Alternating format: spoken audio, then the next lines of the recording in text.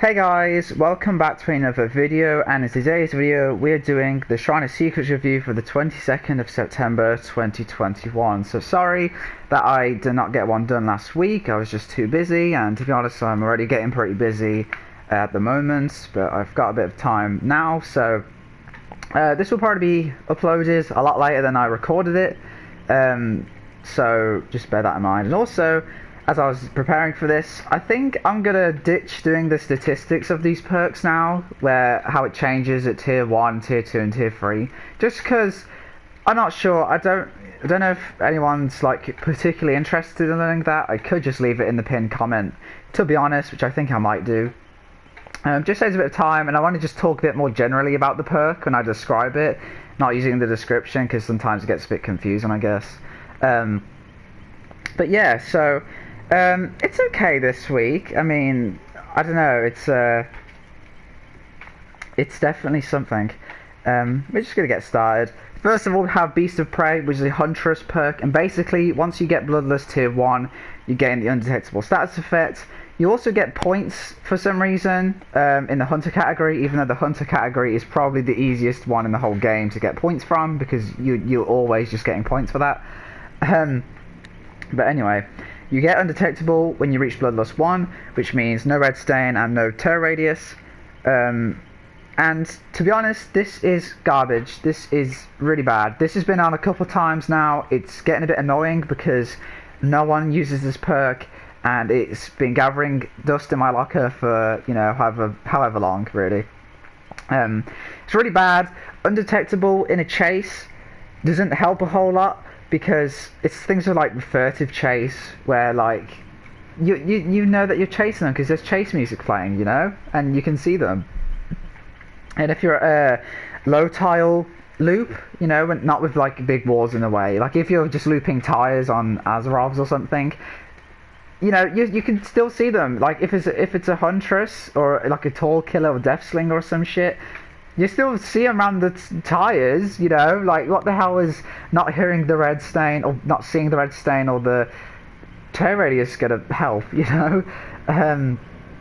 So yeah, it's really bad. And also you have to get Bloodlust for this, so once you get the hit or the chase ends and you lose Bloodlust, then you lose Undetectable. So it's a bad perk. It's really bad. Next up, we have Dead Hard, which is a David perk. Basically, when you're injured and you're running, you can press the active ability button to dash forward and you avoid damage. You get exhausted for a bit and yeah, blah blah blah. So this one is honestly, yeah, it's probably one of the best exhaustion perks. I imagine that you've heard of it at least. It's very good. It's definitely got better because things like servers and lag and latency do affect this perk sometimes. It especially did on console for ages. There'd be a time recently where every time you use Dead Hard or any exhaustion perk, it would just freeze the game and you would just be bullet to a different universe. So yeah, they have definitely fixed it now, and it is good to use mid chase if you need to get distance, if you need to get to a pallet or window that you normally wouldn't be able to reach. Try not to use this in the middle of the open, out in the open, which I know a lot of people do just for no reason, because it doesn't really help. And also smart killers, bloody hell, once they realise that you have this perk, they'll be really patient, and so they'll just wait for you to use it, and they won't swing until you use it. Because the point of Dead Hard, well, one of the main points of Dead Hard is that it makes them swing and you get distance, because you avoid damage in the dash. So you dash and then they swing but they miss, and then, you know, you get to another loop or whatever. But smart killers will very patiently wait for you to use Dead Hard at the last second, and then they'll just down you. So basically it was pointless, but it's still good. This is probably the best exhaustion perk. You can use it mid chase. Yeah, it's pretty good it's good when it doesn't lag.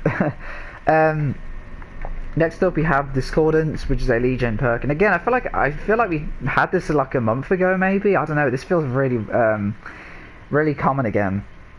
Basically, it will show the auras within a certain range of a generator that is being worked on by 2 or more people.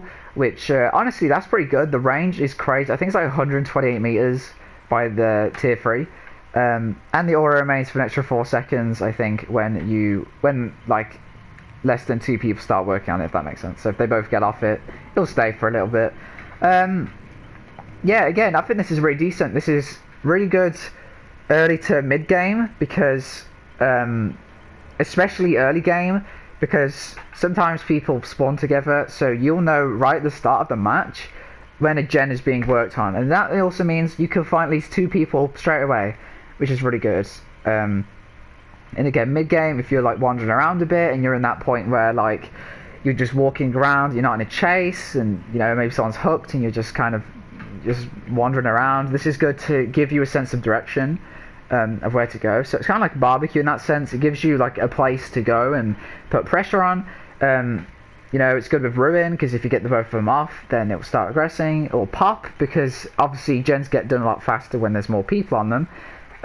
So if you've hooked on, you've got Pop, Discordance goes off, and you know, maybe by the time you get there, it's got some decent progress, and you can revert it. So Discordance, honestly, I think it's pretty underrated still. It's not good on everyone, but I think it's still a decent perk to use. You get good information from it, and yeah, I most notably use this on Clown, even though I don't play Clown at all. It's a good perk on him, I think. But you know, some of the ones Ghostface used for a bit, and maybe some stealth killers you can put pressure on. I don't know. And finally, we have Head On, which is a Jane perk, which is also another exhaustion perk, which is I've just noticed. Although I would say this one's a lot less effective. Also, I definitely remember talking about this like a couple of weeks ago. I remember doing a video on this. I remember talking about it very specifically. Basically, you hide in a locker. Once you're in a locker for 3 seconds, it activates, and then you can fast vault out of the locker when the killer's in front of it to stun them for only 3 seconds, and you get exhausted. So I think this one's good with friends. It's fun and it's really memey, and it is a headache to play against because you know, it's just annoying to just keep walking around. You just get jump scared out of nowhere, basically. Although I will say that, again, you mainly have to be coordinated with this. You can't really use this solo queue because you have to have your teammates like run the killer by your locker. They need to know which locker you're in. They need to come over and, you know, get the killer to go in front of the locker. So, pardon me. So, yeah, and also, one of my main grudges is perk. It only stuns the killer for 3 seconds. Now, things like Decisive Strike stun them for 5 seconds. So honestly, I mean, is it worth it for a 3-second stun? Because I feel like they'll still be able to catch up to you pretty easily. Also, like with pallet stuns and things, this will knock a Wraith out of Cloak. This will I think this will stun a Ghostface out of Night Shroud, maybe. I know the Wraith one definitely works, I'm pretty sure. So, good in that sense, but the main thing is that you have to be coordinated and you have to use this with friends and people that you can communicate with, because trying to use this solo queue is kind of weird. It's like with Breakout. It doesn't really work as well when you're trying to use it by yourself. Like, you can, you know, I have got stuns and stuff with solo queue, but it's definitely there just to be used with friends and to annoy shit out of the killer. So yeah. Which ones should I think you buy? I would say Dead Hard, but I imagine most people have Dead Hard, and David is a free character, at least he was for me.